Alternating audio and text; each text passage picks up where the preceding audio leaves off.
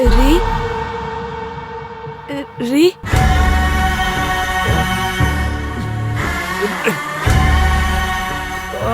ಮುಟ್ಬೇಡು. ಅಯ್ಯಪ್ಪ.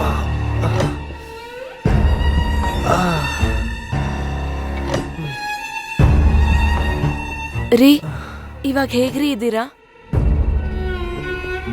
ಯಾಕ್ರಿ ಯಾಕ್ರಿ ಈ ತರ ಆಡ್ತಿದ್ದೀರಾ? ಏನೋ ಇವಾಗ ನಡೆದಿರೋದ್ಗೂ ನನ್ಗೂ ಸಂಬಂಧ ಇರೋ ತರ ನನ್ ಮೇಲೆ ಏನಕ್ರಿ ಕೋಪ ಮಾಡ್ಕೊಂತಿದ್ದೀರಾ? ಯಾಕೆ ಡ್ರಾಮಾ ಎಲ್ಲ? ಏನು ಡ್ರಾಮಾ ಮಾಡ್ತಿದ್ದೀನಾ? ಏನ್ರಿ ಮಾತಾಡ್ತಿದ್ದೀರಾ? ಮತ್ತಿನ್ನೇನು ಡ್ರಾಮಾ ಅಲ್ದೆ ಮತ್ತಿನ್ನೇನು?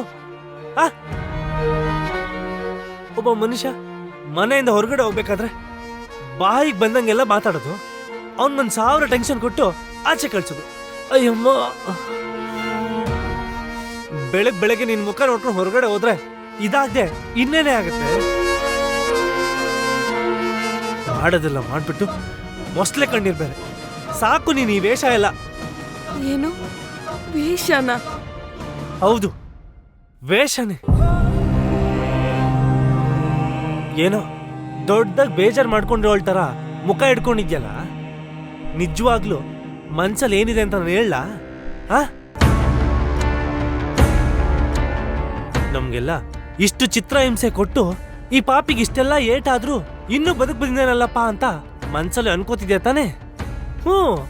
ಅನ್ಕೊಳ್ದೆ ಇನ್ನೇನ್ ಮಾಡ್ತೀಯ ಹೇಳು? ನಿನ್ಗೆ ಹಾಗೆ ತಾನೇ ಅನ್ಸೋದು. ಅಯ್ಯಮ್ಮ, ನೋಡು ಆ ಪೀಡೆಗಳು ಬೇರೆ ಶುರು ಹಚ್ಕೊಂಡ್ವು. ಈಗ ಹೋಗು. ಇಷ್ಟ ದಿನ ನಿಂದಲ್ದೆ ಈಗ ಇವುಗಳು ಬೇರೆ ಶುರು ಆಗೋಯ್ತು ನನ್ಗೆ. ಈ ದರಿದ್ರಗಳು ಯಾವಾಗ ಹುಟ್ಟಿದ್ವೋ ಸರಿ ಹೋಯ್ತು. ನನ್ ಗ್ರಹಚಾರ ಎಲ್ಲ ಅವತ್ತ ಕೆಟ್ಟೋಯ್ತು. ಹೋಗು, ಹೋಗ್ ನೋಡೋಗು.